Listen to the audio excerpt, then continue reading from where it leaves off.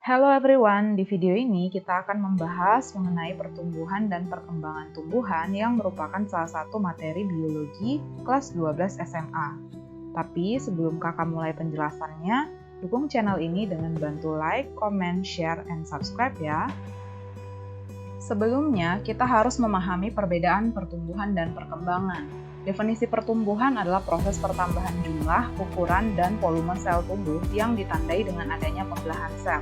Sedangkan perkembangan adalah proses perubahan struktur dan fungsi sel atau proses menuju kedewasaan, di mana ditandai dengan mampu berkembang biak secara generatif sebab organ kelamin sudah matang. Pada tumbuhan, perkembangan ditandai dengan adanya atau munculnya organ bunga sebagai organ kelaminnya. Sedangkan pada hewan atau manusia ditandai dengan gonad atau organ kelaminnya menghasilkan sel-sel kelamin atau sel gamet berupa sperma dan ovum. Pertumbuhan bersifat irreversibel atau tidak dapat balik atau tetap. Misalnya, tumbuhan yang ukurannya 1 cm bertumbuh sampai batangnya mencapai ukuran 10 cm. Maka tumbuhan tersebut tidak dapat kembali lagi berukuran 1 cm. Sedangkan perkembangan bersifat reversibel atau dapat balik. Misalnya, di satu musim tumbuhan berbunga, kemudian di musim berikutnya tumbuhan itu tidak berbunga, lalu di musim berikutnya lagi tumbuhan tersebut berbunga. Jadi, reversibel atau dapat balik. Sedangkan pertumbuhan bersifat kuantitatif atau dapat diukur dengan angka, perkembangan bersifat kualitatif atau tidak dapat diukur atau tidak dapat dinyatakan dengan angka. Pada tanaman, pertumbuhan diawali dengan perkecambahan biji.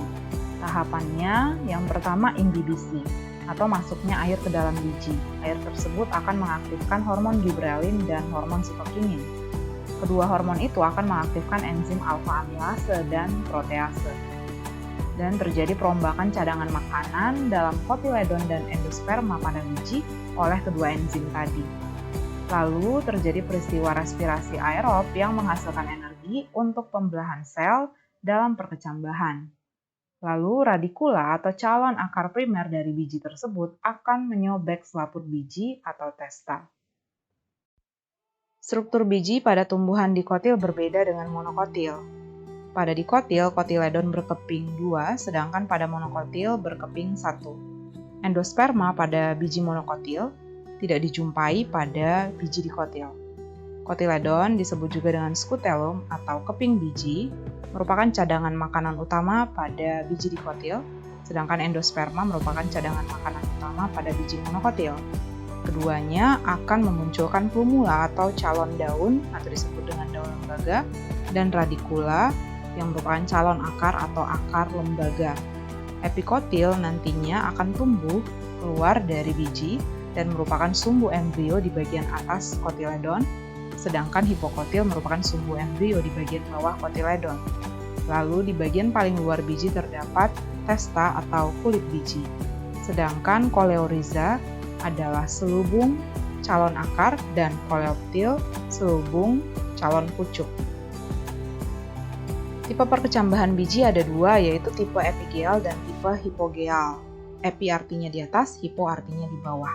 Itu sebabnya pada perkecambahan epigeal, kotiledon berada di atas tanah, sedangkan pada perkecambahan hipogeal, kotiledon berada di bawah tanah. Pada perkecambahan epigeal, hipokotil naik ke atas tanah dan mengangkat kotiledon serta epikotil, sehingga hipokotil nantinya akan berukuran lebih panjang daripada epikotil. Dan ini umumnya terjadi pada tumbuhan dikotil. Sedangkan pada perkecambahan hipogeal, epikotil naik ke atas tanah, sehingga ukuran epikotil nantinya lebih panjang daripada hipokotil, dan ini terjadi umumnya pada tumbuhan monokotil. Jenis pertumbuhan ada dua, yaitu pertumbuhan primer dan pertumbuhan sekunder. Pertumbuhan primer terjadi karena aktivitas meristoma apikal yang arah pertumbuhannya memanjang atau vertikal. Pertumbuhan ini terjadi di ujung akar dan pucuk tumbuhan dan terjadi pada semua jenis tumbuhan. Sedangkan pertumbuhan sekunder adalah karena aktivitas meristoma lateral atau kambium vaskular yang arah pertumbuhannya melebar atau horizontal. Pertumbuhan terjadi di daerah kambium, di mana akan ditandai nantinya dengan diameter batang membesar. Dan pertumbuhan sekunder terjadi hanya pada tumbuhan yang memiliki kambium, yaitu tumbuhan dikotil dan gimnospermae. Pertumbuhan dipengaruhi oleh aktivitas meristem. Meristem adalah jaringan muda atau embrional yang belum berdiferensiasi dan selalu membelah membentuk jaringan lain. Berdasarkan asalnya, terdapat dua jenis meristem, yaitu meristem primer dan meristem sekunder atau kambium. Meristem primer terdapat di ujung akar untuk pertumbuhan primer dan meristem sekunder di tengah tubuh tumbuhan untuk pertumbuhan sekunder. Sedangkan berdasarkan letaknya, terdapat meristem apikal, meristem lateral, dan meristem interkalar. Pada meristem apikal, aktivitasnya terjadi di ujung akar dan juga di ujung batang. Di ujung akar terdapat 3 zonasi pertumbuhan, yaitu paling bawah terdapat zona pembelahan di mana sel meristem apikal akan giat melakukan pembelahan. Sel meristem ini akan dilindungi oleh tudung akar atau kalitra. Di atasnya terdapat zona pemanjangan atau elongasi, di mana sel yang telah membelah tadi akan membesar dan memanjang. Lalu di bagian paling atas terdapat zona pendewasaan atau maturasi atau diferensiasi, di mana sel yang telah membelah dan memanjang tadi akan terspesialisasi membentuk jaringan permanen, yang contohnya adalah rambut akar yang memiliki struktur dan fungsi khusus. Rambut akar nanti akan menyerap lebih banyak air dan unsur hara dari dalam tanah. Di bagian ujung batang dapat dijumpai meristem apikal tunas, primordia daun yang akan menjadi calon daun, protodem yang akan menjadi epidermis, prokambium yang akan membentuk xilem dan floem, meristem dasar yang akan membentuk berbagai jenis jaringan parenkim, dan tunas aksiler yang akan membentuk cabang-cabang pada tumbuhan. Berikutnya ada meristem lateral atau kambium yang letaknya di samping tubuh tumbuhan seperti pada bagian samping akar dan samping batang, yang berfungsi untuk pertumbuhan sekunder.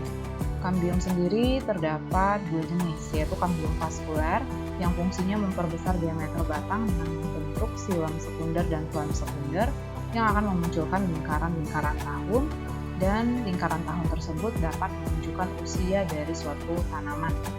Lalu ada kambium gabus atau velogen yang posisinya di bawah epidermis yang nantinya akan menghasilkan lapisan kulit kayu atau peridem pengganti epidermis.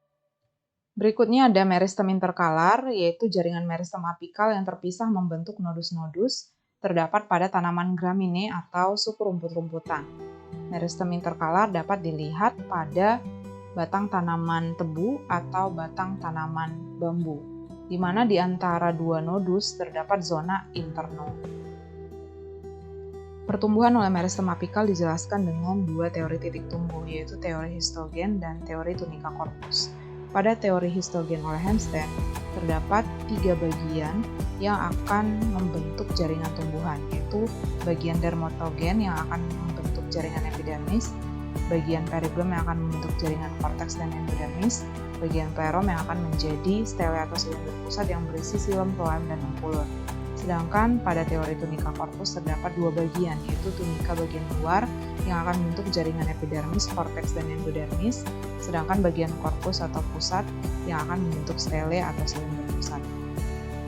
Faktor yang mempengaruhi pertumbuhan dan perkembangan tumbuhan ada 2, yaitu faktor internal dan faktor eksternal. Faktor internal berasal dari dalam tubuh tumbuhan. Yang pertama ada gen. Sifat induk tumbuhan akan diwariskan kepada keturunannya melalui gen. Lalu ada fitohormon atau hormon pada tumbuhan yang kita bisa singkat dengan sagagak, yaitu sitokinin, oksin, gibrelin, asam tromalin, gas etilen, asam absisat, dan kalin. Lalu faktor eksternal dapat kita hafal dengan cara aku suka kalau orang pakai celana norak, yaitu air, suhu, kelembaban, oksigen, pH, cahaya, dan nutrisi. Semoga dapat dipahami dan bermanfaat, dan jangan lupa untuk like and subscribe. Terima kasih.